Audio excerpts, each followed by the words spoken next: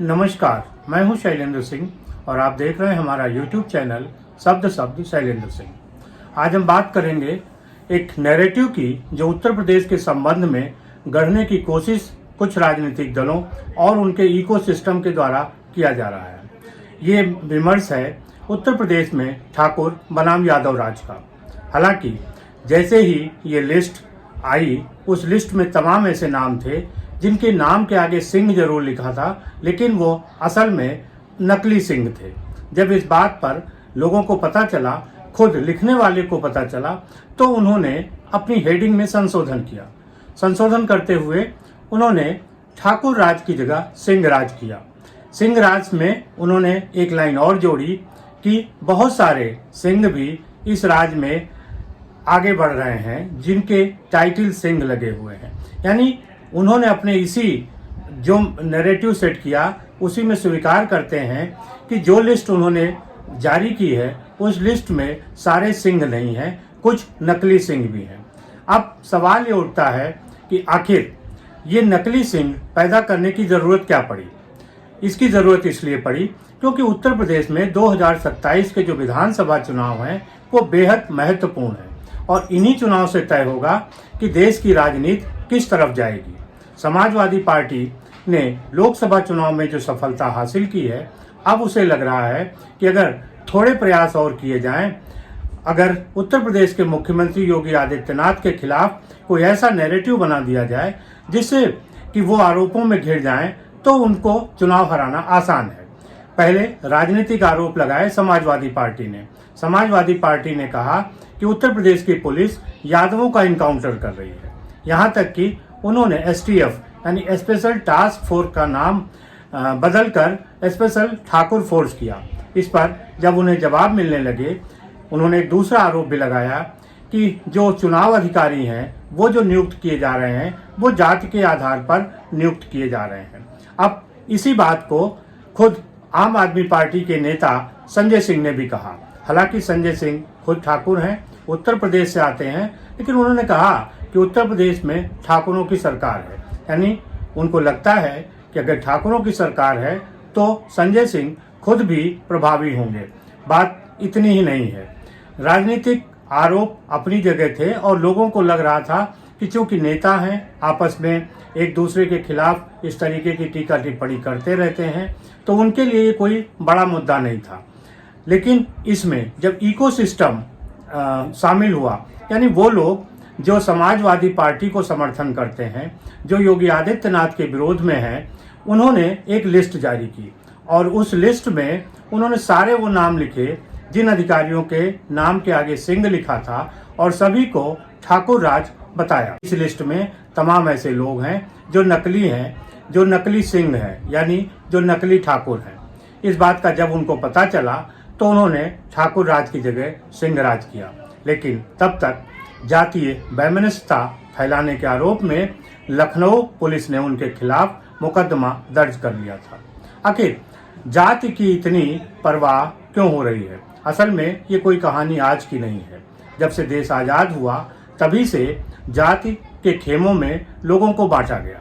हालांकि संविधान और कानून दोनों कहता है कि राजनीति में जाति और धर्म की कोई जगह नहीं होनी चाहिए, लेकिन देश के आज़ाद होने के साथ ही साथ लोगों को जातियों में बांटना शुरू किया।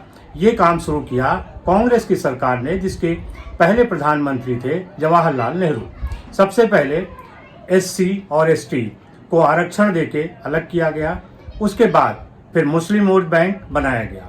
लेकिन धीरे धीरे जब कांग्रेस की कहानी आगे बढ़ी, जवाहरलाल नेहरू का जो प्रभाव था घटना शुरू हुआ, तो खुद कांग्रेस में ही विरोध शुरू हो गया। कांग्रेस में विरोध उस समय शुरू हुआ जब जवाहरलाल नेहरू के उत्तराधिकारी उनकी पुत्री इंदिरा गांधी बनी। इंदिरा गांधी का उनका उत्तराधिकार स्वीकार करते ही कांग्रेस में अंदर एक खलबली मची और तमाम नेता उसके विरोध में हुए, जिसके चलते कांग्रेस में टूट फूट हुई। 1969 में फिर कांग्रेस आई बनी, यानी कांग्रेस इंदिरा। 1969 के बाद कांग्रेस आई ही राजनीति में आगे बढ़ रही है और उसकी जो प्रमुख चेहरा थी वो इंदिरा गांधी थी। इंदिरा गांधी ने कई चुनाव जीते और प्रभावशाली नेता रहीं। उन्होंने पाकिस्तान, बांग्लादेश जैसी समस्या का भी बंटवारा करके समाधान किया। जो काम करने का तरीका था उसमें तमाम ऐसी चीज़ें थी जो कांग्रेस के लोगों को और विरोधियों को पसंद नहीं थी। लिहाजा 1977 में इंदिरा गांधी की हार हुई। इस दौरान जो ओबीसी यानी जो पिछड़ी जातियां थीं, उन्होंने अपनी एक मांग शुरू कर दी कि उनको भी आरक्षण दिया जाए। इसका अध्ययन करने के लिए पहले काका कालेकर एक समिति बनाई गई थी, उसने अपनी रिपोर्ट सौंपी। उसके बाद फिर जब मोरारजी देसाई की सरकार बनी, वो प्रधानमंत्री बने, तो उन्होंने एक मंडल आयोग गठित किया। मंडल आयोग ने जब अपनी रिपोर्ट दाखिल की, उसके पहले मोरारजी देसाई प्रधानमंत्री पद से हट चुके थे। पिछड़ी जाति के एक और प्रधानमंत्री, जाट जो बिरादरी से आते हैं, चौधरी चरण सिंह, वो प्रधानमंत्री बने, लेकिन उनकी सरकार भी ज़्यादा नहीं चली। फिर मध्यावधि चुनाव हुए और कांग्रेस की जीत हुई, इंदिरा गांधी प्रधानमंत्री बन गई। आज मंडल आयोग की सिफारिशों को लेके कांग्रेस उत्साहित है और उसका कहना है कि जातीय जनगणना हो, मंडल आयोग की सिफारिशों को आगे बढ़ाया जाए। वही कांग्रेस, चाहे इंदिरा गांधी रही हो, उन्होंने भी मंडल आयोग की जो सिफारिशें थी उसको लागू नहीं किया।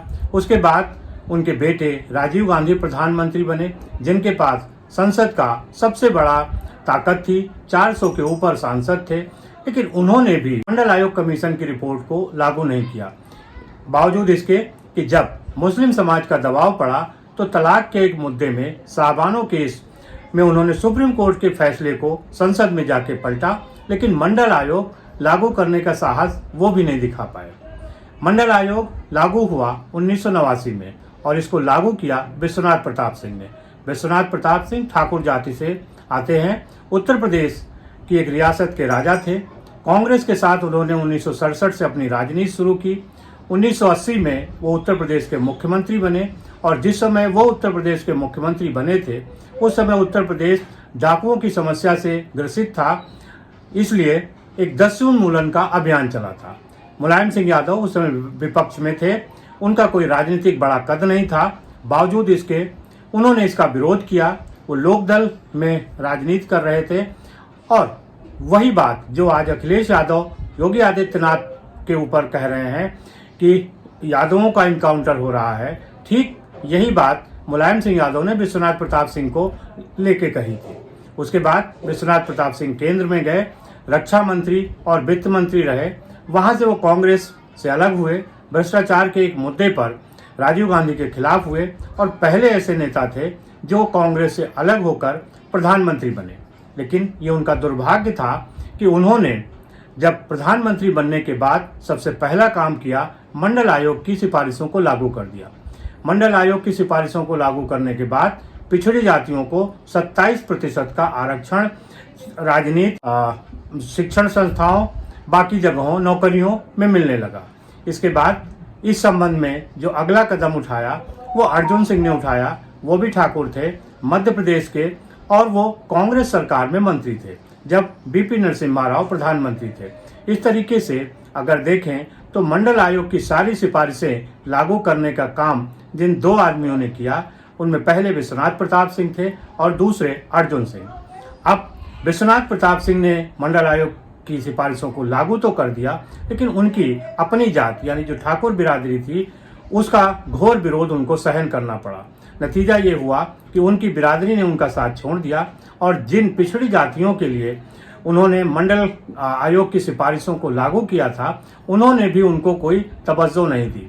लिहाजा 1 साल के अंदर विश्वनाथ प्रताप सिंह की सरकार गिर गई और उनका राजनीतिक कैरियर भी खत्म हो गया। इसके बाद ना तो विश्वनाथ प्रताप सिंह कोई चुनाव जीत सके, ना ही उनका जो जनता दल था उसको आगे बढ़ा सके, ना ही उनकी कोई एक पारिवारिक पृष्ठभूमि ऐसी रही कि उससे कोई राजनीति आगे बढ़ी हो।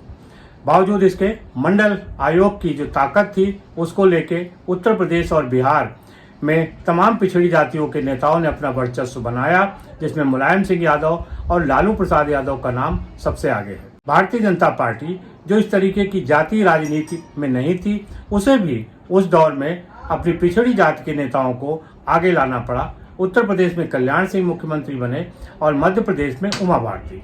तमाम ऐसे उदाहरण हैं जो साबित करते हैं कि मंडल आयोग के बाद देश की राजनीति में पिछड़े वर्ग की एक जबरदस्त एंट्री हुई।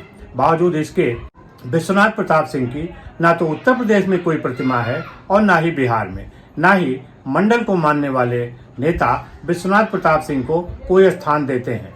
यानी विश्वनाथ प्रताप सिंह ने मंडल आयोग की सिफारिशों को लागू करके ना सिर्फ अपने पैर पे कुल्हाड़ी मारी, बल्कि उन्होंने अपना राजनीतिक कैरियर भी खत्म कर लिया। बावजूद इसके उनमें वो ताकत थी जो ताकत इंदिरा गांधी और राजीव गांधी जैसे ताकतवर प्रधानमंत्रियों के पास भी नहीं थी कि वो मंडल आयोग की सिफारिशों को लागू कर सके। तो इस तरीके का जो विरोध था वो बराबर चलता रहा और आज भी जो योगी आदित्यनाथ को घेरने की कोशिश हो रही है, दरअसल उसके पीछे की कहानी जाति वैमनस्यता फैलाने की है। इसके जरिए जो ठाकुर अधिकारी हैं उनको दबाव में लाने की कोशिश की जा रही है और ये धीरे धीरे दूसरे वर्गों के साथ भी शुरू होगा। इस खेल में नेताओं के साथ मीडिया भी है, दरबारी मीडिया है जो अपने को स्वतंत्र कहती है, और उसका सबसे बड़ा परिणाम यही है कि उनकी जो लिस्ट थी उसमें बहुत सारे नाम ऐसे हैं जो नकली हैं और उन नकली सिंह को असली सिंह बनाकर इसलिए लिखा गया ताकि वो लिस्ट लंबी हो जाए, उसमें संख्या दिख जाए कि ज़्यादा है। अब अगर आप किसी एक जाति की तुलना कर रहे हैं तो बेहतर होता कि आप दूसरी जाति की तुलना भी करते कि उनके अधिकारी कहाँ कहाँ पे पोस्ट हैं। बहरहाल अब ये मुद्दा कानून की नज़रों में है। उत्तर प्रदेश की पुलिस लखनऊ में एक मुकदमा कायम हो चुका है, इसकी विवेचना होगी और इसका जवाब देना पड़ेगा। शायद जवाब से बचने के लिए ही उस लिस्ट में ठाकुर राज की जगह सिंह राज किया गया है। लेकिन लिखने वाले ने अगर खुद पे इतना यकीन था तो उन्हें अपनी हेडिंग बदलने की ज़रूरत नहीं थी। इससे साफ लगता है कि एक नैरेटिव सेट करने की कोशिश की गई योगी आदित्यनाथ के खिलाफ कि उन पे ठाकुरवाद का आरोप लगे और उनको घेरा जा सके, उनको हराया जा सके। इस खेल में राजनीति और उनका इकोसिस्टम दोनों काम कर रहा है। अब देखना है कि लोगों के बीच जो उनकी छवि है वो कैसी है और उत्तर प्रदेश की पुलिस ने जो मुकदमा कायम किया है उसमें वो आगे किस गति से बढ़ती है। हालांकि अगर इस मुकदमे में वो आगे बढ़ेगी तो एक बार फिर आरोप लगेगा कि वो मीडिया का मुख बंद करना चाहती है। आपको क्या लगता है कि उत्तर प्रदेश में ठाकुर राजनीति बनाम यादव राजनीति में क्या सच है और क्या झूठ? जरूर बताइएगा। शुक्रिया, धन्यवाद।